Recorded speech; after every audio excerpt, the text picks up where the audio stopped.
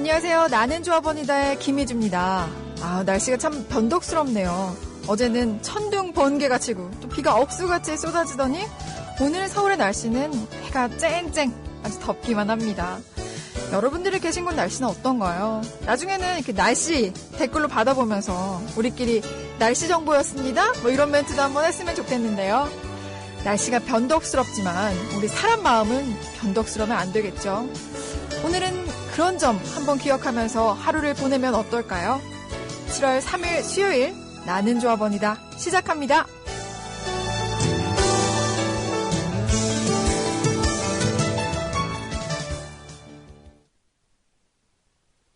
연매출 300억 인터넷 여성 쇼핑몰 누구? 29초에 한 개씩 50팔리는 인터넷 여성 쇼핑몰 누구? 중국, 대만, 일본에서 한류바람을 일으키고 있는 인터넷 여성 쇼핑몰 누구?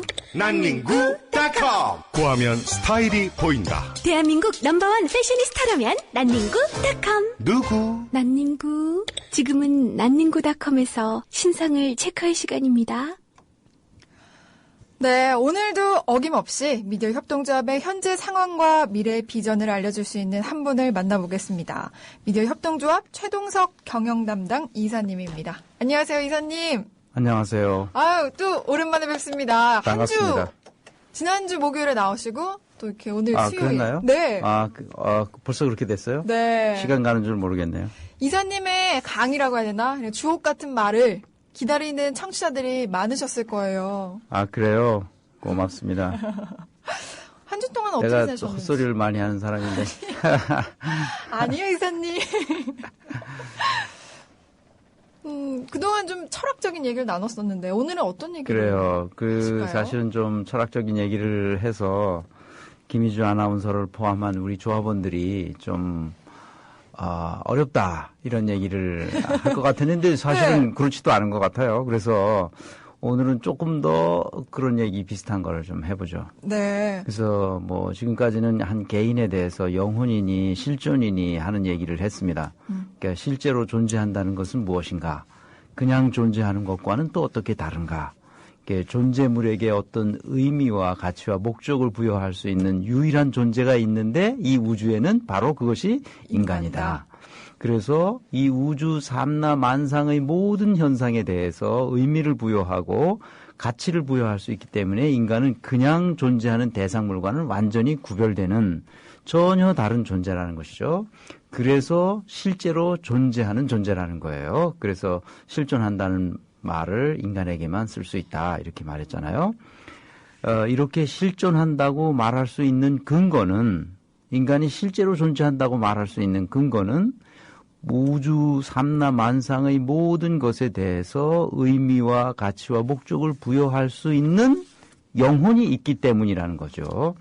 그래서 인간에게 고유한 영혼의 능력이 있기 때문에 이제 실존한다 이렇게 말할 수 있는데 그래서 내 영혼의 능력을 뭐라고 말했는지, 네. 그 영혼의 능력이 도대체 어떤 의미를 갖는지 네네. 이런 거 내가 얘기했는데 혹시 김희주 아나운서가 복습을 했는지 한번 퀴즈로.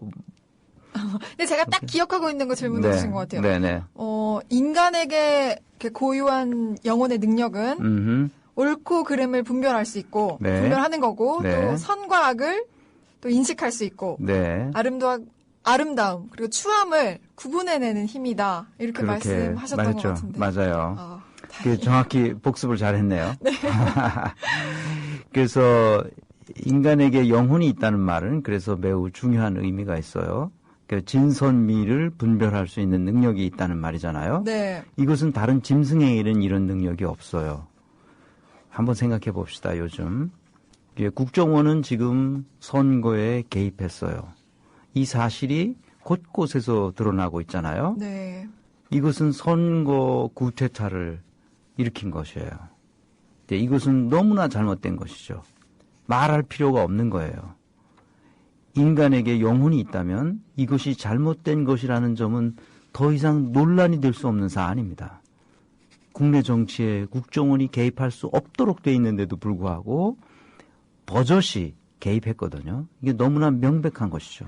그런데 지금 권력을 잡고 있는 자들이 이것을 다른 사람들에게 뒤집어 씌우려고 물타기를 하고 다른 사람을 잡아가두고 이런 짓을 지금 버젓이 하고 있어요. 우리는 지금까지 수많은 사례를 봐왔죠. 이런 사례를 봐왔어요. 잘못한 사람들은 봐주고 잘못하지 않은 사람을 잡아가두는 수많은 사례를 봐왔어요. 예를 들어 봅시다. 범죄를 저지른 사람들은 처벌하지 않고 저 사람들이 범죄를 저질렀다고 말한 바로 그 사람을 처벌하는 거죠. 예를 들면 노회찬 의원이 바로 그런 판결 때문에 옥살이를 했죠.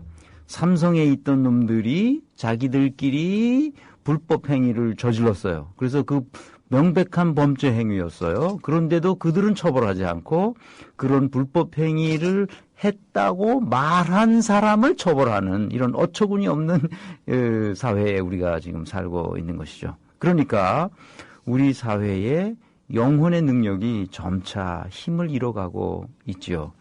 그 인간의 실존이 인간의 영혼이 돈과 권력의 힘에 의해서 무참히 짓밟히고 있는 사회에 살고 있다. 이렇게 말할 수 있습니다. 자본 권력과 정치 권력의 힘에 의해서 인간의 영혼과 실존이 사라져가고 있는 시대에 우리가 살고 있다. 이렇게 말할 수 있는 거죠. 대한민국 헌법에는 민주공화국이라는 정체성을 굉장히 명확히 하고 있는데요. 민주주의와 공화주의의 균형을 잡도록 했는데 점차 그런 민주주의 정신도 사라져가는 것 같고 또 공화주의 이념도 무너져가고 있다. 이런 인상을 제가 받았거든요. 맞아요.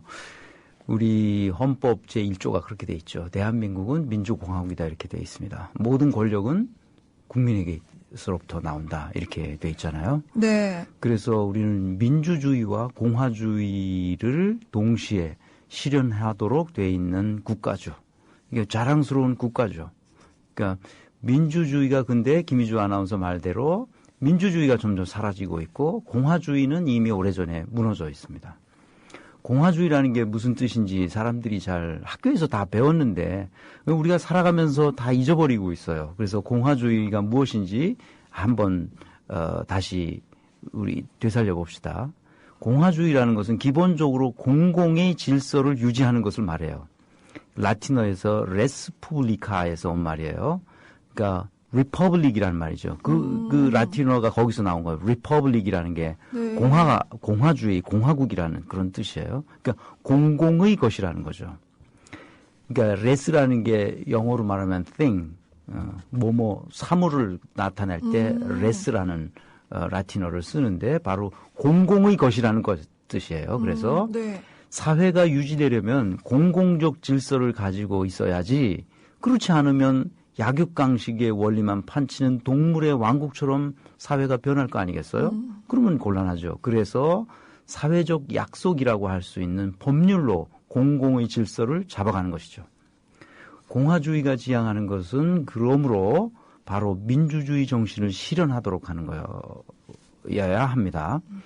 공화주의가 잘 작동하지 않는 경우에는 민주주의 정신이 훼손되는 것이죠. 보수적 인사들이 자연스럽게 공화주의에 더 관심을 기울이게 되는 것은 바로 이 때문입니다. 그럼 우리나라에 공화주의자들이 과연 있을까요? 네, 김희주 아나운서의 퀴즈. 공화주의가 뭔지 알았죠? 네. 그럼 우리나라에 공화주의자가 과연 있을까요? 저희가 공화주의자가 된 거 아닐까요? 협동조합. 협동조합. 네. 좀 공화주의적인 냄새는 조금 덜 나는 게 협동조합이죠. 민주주의 냄새가 아주 많이 나고요. 네. 공화주의 냄새보다는. 공공의 질서를 유지한다? 그래서 아직 나이가 어리니까 박정희 시대를 경험하지 못했을 거고. 네. 그래서 박정희 시대에 공화당을 했었던 공화당이 정당. 네. 공화당 당시 네. 공화당이 바로 그런 공화당입니다. 그들은 공화주의자라고 할 수 있나요? 그렇죠. 이제 지금 미국도 공화당이 있고 네. 민주당이 있잖아요. 우리도 공화당이 있고 예전에 민주당이 있고 그랬는데 그럼 공화당에 소속돼 있는 정치인들은 과연 공화주의자였느냐? 이제 공화당의 후신이 지금 새누리당이잖아요. 네. 그럼 이 사람들이 과연 공화주의자인가? 절대 그렇지 않다는 거죠. 네, 다시 한번 얘기하지만 네. 이 사람들은 공화주의자도 아니고 거의 지금 우리 시대 새누리당에 하는 사람들 보면 사기꾼들이다. 난 이렇게 감히 말하고 싶어요. 그러니까 엄밀히 말하면 우리나라 정치인들 중에 아직 한 명도 공화주의자를 내가 보지 못했습니다. 정치 권력에 빌붙어서 먹고 살던 사람들이 대부분이죠. 박정희라는 독재자의 권력에서 나오는 부스러기들을 누리면서 호의호식했던 인간들이 대부분입니다. 엄밀히 말하면 네. 공화주의자라고 말할 수 없는 사람들이죠. 요즘은 내가 공화주의자라고 말하고 싶은 사람이 생겨났어요. 누구예요? 그 사람이 바로 표창원 교수입니다. 표창원 교수 같은 사람을 우리는 공화주의자라고 말할 수 있죠. 법 질서를 중시하고 법 집행의 엄중함을 강조하고 있잖아요. 네. 우리 사회에서 이런 사람들이 많이 나타나야 합니다. 이런 사람들이 많아야 우리 사회가 공화국이 되는 겁니다. 국정원 사태는 정말이지 말도 안 되는 겁니다. 피의자가 나타나면 격리시켜서 신문해야 하는데 경찰이 그 가장 기본적인 수사의 원칙도 지키지 않고 수사를 했어요. 그리고 엉망이죠, 이 수사가. 이렇게 권력에 빌붙어서 먹고 있는 자들이 국가를 망치고 있어요. 그것을 지금 얘기하고 있는 사람이 바로 표창원 교수입니다. 그러니까 공화주의라는 것은 한마디로 표현하면 네. 법에 의하에 지배하는 것을 말합니다. 그러니까 내가 홈페이지에 게시판에다가 네. 우리 민주국가의 거버넌스에 대해서 글을 올렸고 그림도 올리고 네. 또 우리 협동조합의 지배구조에 대해서도 말을 했었잖아요. 지난주인가 제가 한번 설명을 했었죠. 네네. 그래서 한마디로 말하면 governance by law 이걸 말하는 거예요. 그러니까 법에 의해서 지배한다 이런 얘기죠. 그러니까 우리 협동조합도 마찬가지입니다. 그러니까 governance by regulation이라고 말할 수 있죠. 규정에 의해서 지배되고 있는 조직이다 이렇게 말할 수 있어요. 그러니까 네. 우리 규정은 어떻게 우리나라는 법은 헌법이 있고 그 하위로 위임된 각종 법률들이 있고 네. 그 법률들이 다시 위임한 여러 가지 시행령이나 시행 규칙들이 있어서 그 법령에 따라서 우리가 사회가 유지되고 질서가 잡히고 공화국이 되는 거란 말이에요. 그런데 우리 이 법이 이제 개판이 되는 거죠. 국정원법도 어겼는데 뭐 대통령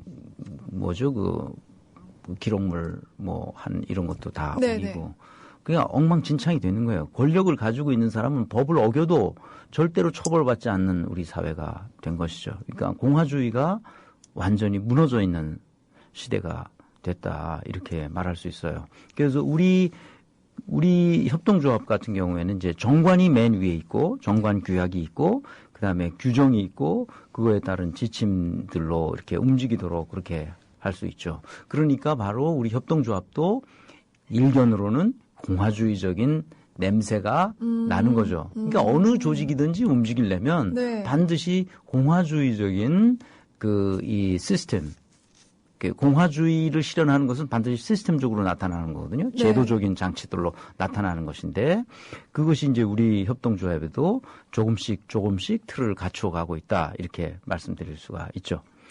그런데 이제 이런 공화주의자들의 맹점은 뭐냐? 네.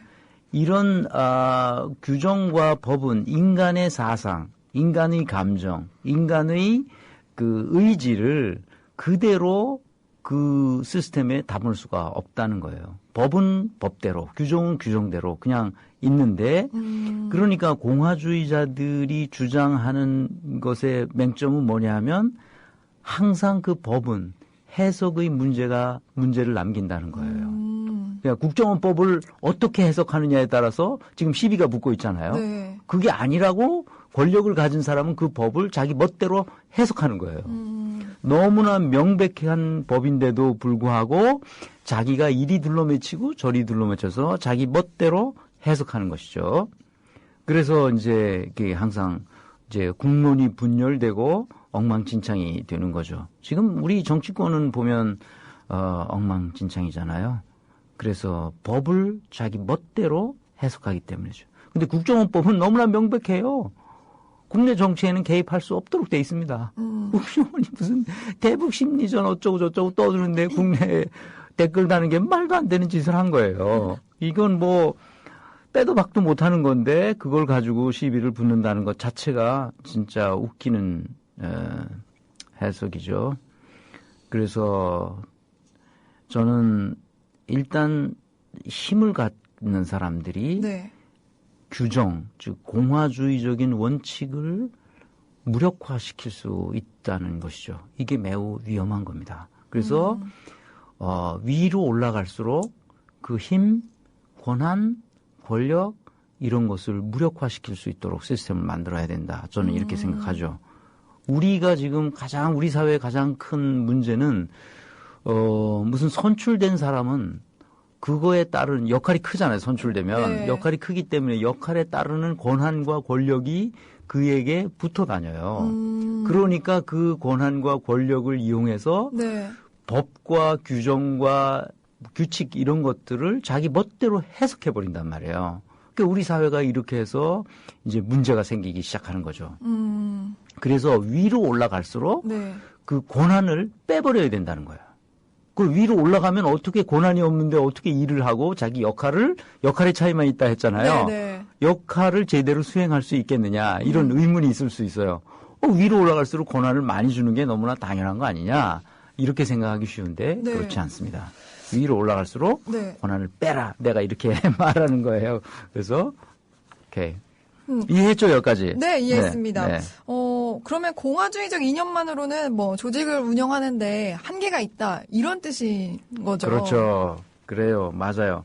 공화주의는 기본적으로 민주주의를 실현하는 도구로서의 이념으로 생각해야 되거든요. 그런데 사람들이 그렇게 생각하지 않고 네.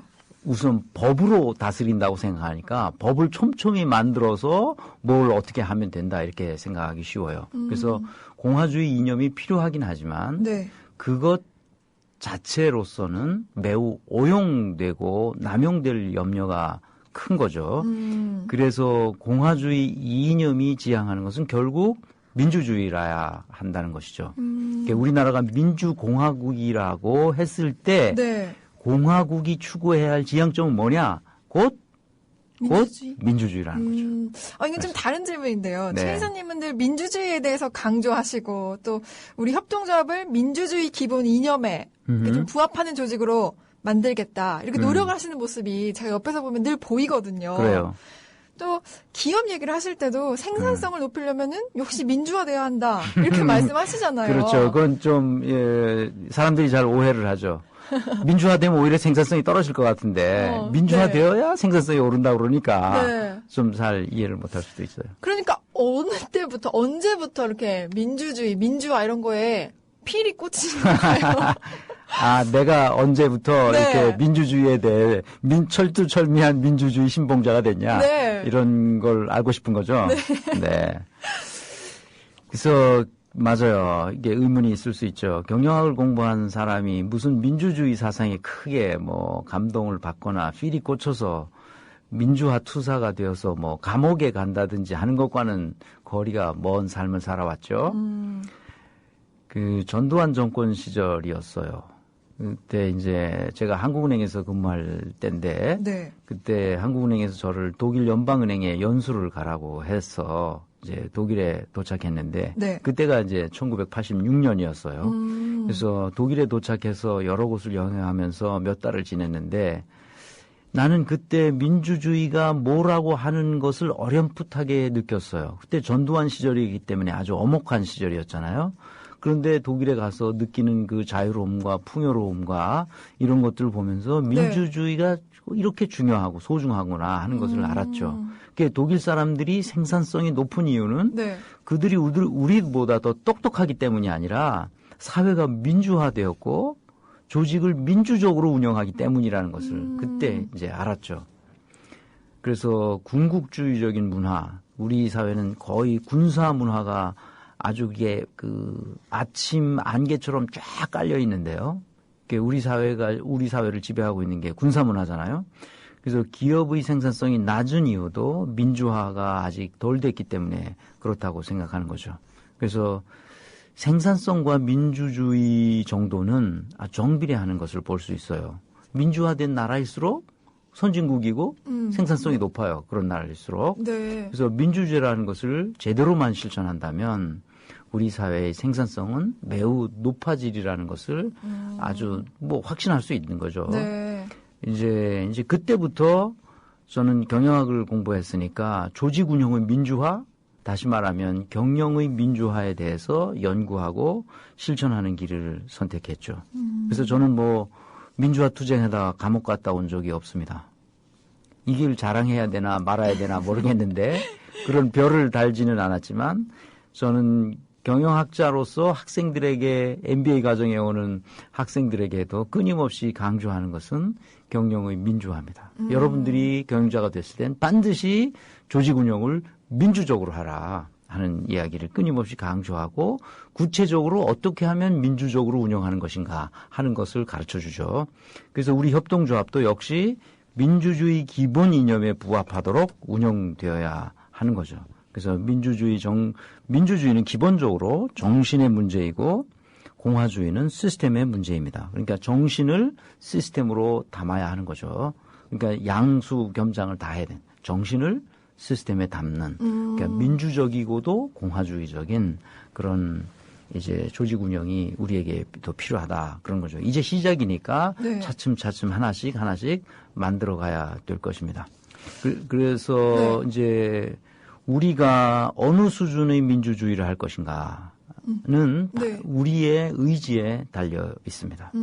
우리 조합원들의 의지에 달린 것이기도 하고요. 네. 우리 민주주의 정신만큼만 우리를 민주화시킨 사회에서 살 수 있게 한다. 그렇게 말할 수 있죠. 민주주의의 의미에 대해서 이렇게 좀 더 자세히 말씀해 주실 수 있을까요? 또 공화주의에 대해서는 어느 정도 알게 됐는데 민주주의의 사상의 이렇게 깊은 뜻을 좀 우리가 더 알아야 될 것 같거든요. 그래요. 맞아요. 민주주의에 대해서 우리가 학교에서도 잘 배우지 못하죠. 학교 자체가 비민주적으로 운영되고 있기 때문에 학생들이 민주주의를 잘 이해하지 못해요. 참 답답하죠. 그래서 공화주의의 지향점이 민주주의라고 말했잖아요. 네. 그래서 그럼 왜 공화주의가 민주주의를 지향해야 하느냐. 그 공화주의는 그것 자체로 진리라고 말할 수는 없어요. 왜냐하면 법 질서를 가지고 사회를 유지하겠다고 하는 거니까 그 자체로서는 별 의미가 없지만 그 민주주의는 그것 자체로서 위대한 진리입니다. 왜냐하면 네. 어떤 경우에도 빼놓아선 안 되는 것이 바로 백성들이 주인이라는 말이기 때문에 그렇습니다. 백성민의 주인주로 돼 있잖아요. 네. 민주라는 게. 네, 네. 그러니까 이게 이제 라틴어엔 데모스 크라토스인데 민주주의라는 게 그러니까 백성이 지배한다는 것이죠. 그러니까 백성이 주인이라는 것이죠. 그러니까 민주주의는 곧 데모스가 크라토스 한다 이런 뜻이에요. 그 다시 말하면 민주주의는 백성이 지배하는 공화주의적 정체성을 갖는다 이렇게 말할 수 있죠. 무슨 말인지 이해가 되죠? 여기서 내가 네. 퀴즈 하나 낼게요. 여기서 말하는 백성, 네. 즉 데모스가 누구를 말하는 것 같아요? 일반 시민인 일반 우리를 시민을, 말하는 거 아닌가요? 우리를 말하죠. 네. 일반 시민을. 자, 그러면 국회의원을 데모스라고 말할 수 있어요? 아니죠. 그 장관들을 데모스라고 말할 수 있어요? 아니죠. 그러면 대통령을 백성이라고 말할 수 있어요? 아니죠. 그러니까 누구를 백성이라고 보느냐. 이게 정의하는 게 굉장히 중요해요. 네. 백성이 크라토스 하는 거예요. 백성이 지배하는 거예요. 네. 근데 우리나라는 지금 누가 지배하고 있어요? 박근혜가 지배하고 있잖아요. 권력을 가진 분들이. 네. 거기서 빌부터 먹는 몇몇 놈들이 우리 사회를 이끌고 있단 말이에요. 네. 그러니까 우리 사회는 민주화된 사회가 아니라는 말이죠. 조금 더 구체적으로 말해볼게요. 네. 이건 쉬운 질문이니까 우리 협동조합에서 상근 임직원들에서 한번 살펴봅시다. 네. 예를 들어봐요. 아주 쉬운 예예요. 네. 최동석 이사가 있어요. 네. 김희주 아나운서 있어요. 네. 두 사람만 있다고 칩시다. 이 둘 사이에 누구를 백성이라고 말하면 되겠어요. 김희주 아나운서는 백성이고 네. 최동석 이사는 지배자가 되는 게 상식이죠. 네.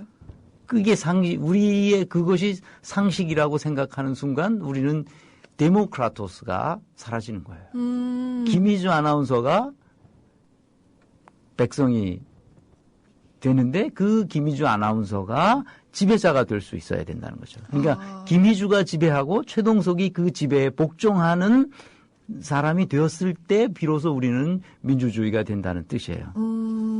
이것을 이해하지 못하면 이게 민주주의 실현하기가 굉장히 어렵습니다. 네. 이제 우리 조합원들 사이에 한번 생각해 봅시다. 네. 내가 앞에서 한 말이 이해가 돼요? 네, 됩니다. 김희주 아나운서가 지배하고 최동석 이사는 그 지배에 복종한다.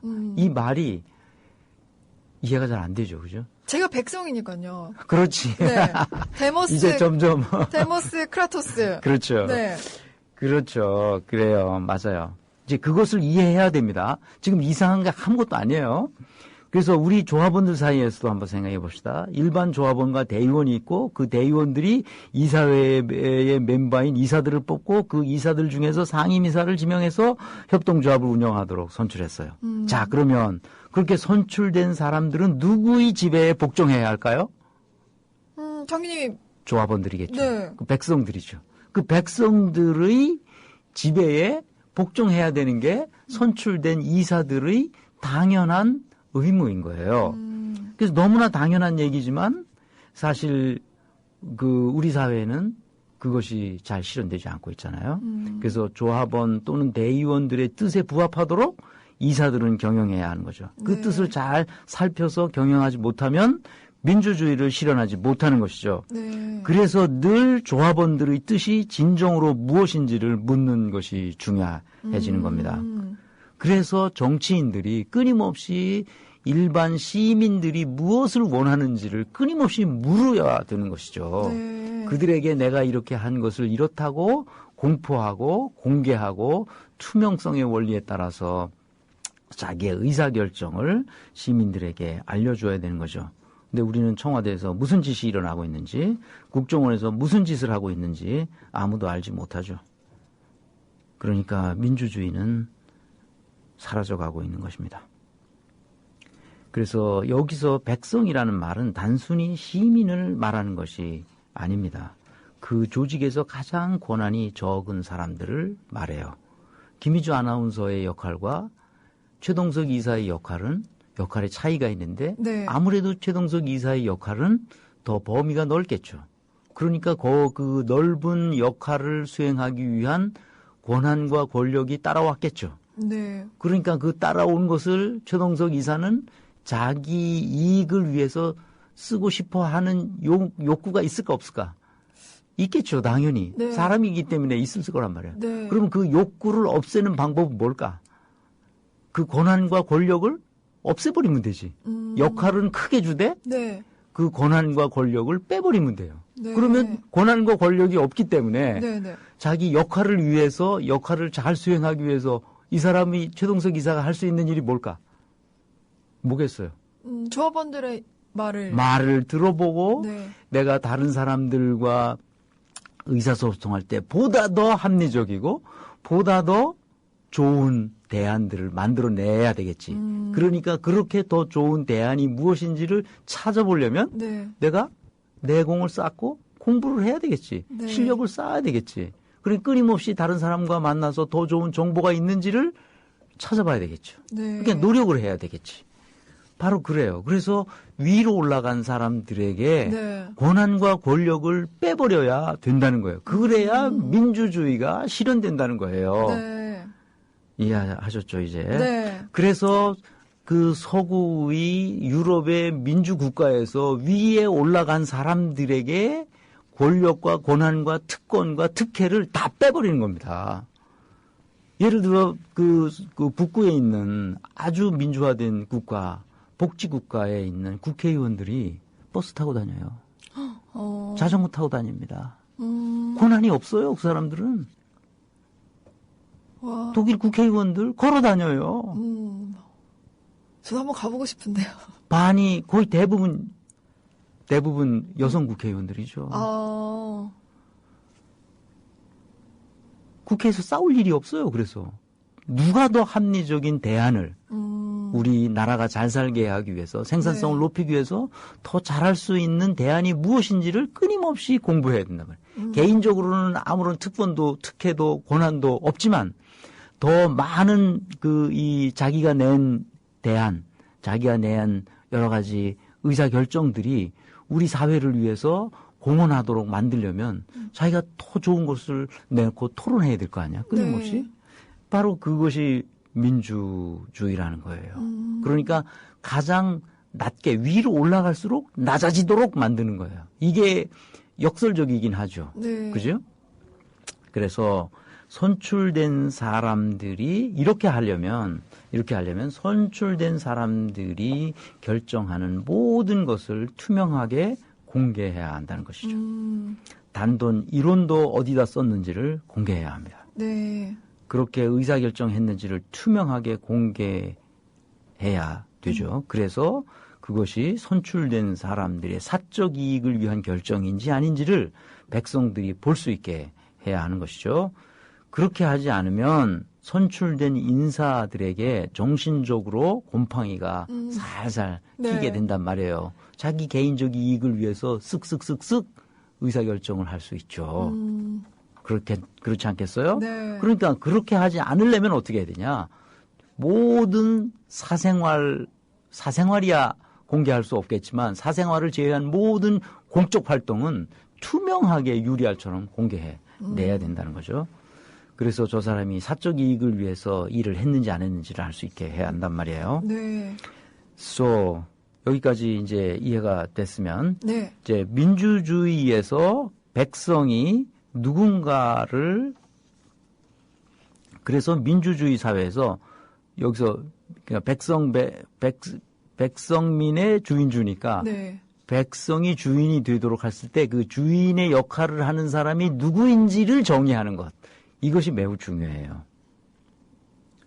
그래서 백성이 누굴까 과연 이 사회를 어떤 조직을 지배하는 사람이 누굴까라고 정의할 때 그 백성이라는 가장 적은 역할을 가진 사람을 백성이라고 정의한다는 거죠. 가장 그러니까 우리 사회에서 가장 소외된 사람. 네. 그 사람이 바로 백성이고 그 사람이 우리 사회를 지배하도록 해야 된다는 거예요. 가장 소외된 사람이 누구겠어요, 여러분? 장애인들이겠지. 그죠? 네. 신체적 장애를 가진 사람들. 그 어디 취직하기도 어렵잖아요. 네. 사회적인 소수자들. 그 사람들이 백성이라는 거예요. 그 사람들이 그 사회의 주인이 되었을 때 그 사람들을 위한 정책이 정치인들에 의해서 세워질 거 아니겠어요? 네. 그러면 그 사람들보다 다른 사람들은 훨씬 더 좋은 환경에 반드시 처하게 되겠죠. 그게 바로 존 롤즈가 말하는 정의론이에요. 우리 국가가 정의롭게 된다는 말은 다시 말하면 뭐냐? 네. 최소 수혜자, 가장 적게 권력과 권한이나 이런 걸 가지고 있는 사람이 그러니까 가장 적은 사람이 우리 신약 성경에 나오는 가장 적은 자, 소자, 가장 적은 사람에게 물 한 모금을 갖다 준 것, 그것이 바로 예수에게 물 한 모금을 준 것과 똑같은 바로 그런 걸 말하는 거예요. 여기서도. 자, 그렇게 하려면 어떻게 해야 할 것인가? 이것을 이제 우리가 백성이 가장 낮은 지위에 있는 사람, 가장 권력이 적은 사람, 가장 고난이 적은 사람을 네. 백성이라고 말한다 했잖아요. 그렇게 하려면 그렇게 그 사람들이 지배하도록 해야 되는 것이 민주주의인데 그렇게 하려면 어떻게 해야 할까? 어떻게 공화주의적으로 그런 사상을 시스템으로 구축할 수 있을까? 네. 이것이 이제 우리가 고민해야 할 지점입니다. 그 시스템적으로 어떻게 구현해낼 건가? 규정을 어떻게 만들 것인가? 네. 이런 거죠. 여기서 가장 중요한 것은 다시 한번 반복하지만 선출된 사람에게 부여하고 있는 권한을 빼버리는 것입니다. 그래서 권한이 없도록 하는 것이죠. 권한이 없으면 어떻게 일하느냐 하는 의문이 다시 들겠지만 일할 때 주어진 공식적 권한에 의해서 일하는 사람은 그 자리에서 물러나게 되면 아무도 그를 다시 찾지 않습니다. 왜냐하면 자기 권한으로 막 행사했거든요. 누가 이명박 대통령을 다시 그리워하겠어요. 자기 권한으로 자기 맘대로 했거든요. 네. 그래서 그 대통령의 자리에 가는 사람은 그 권한을 다 뺏어야 된다는 거예요. 그럼 어떻게 그런 대통령이 자기 역할을 할 것이냐? 응? 어떻게 일하겠어요?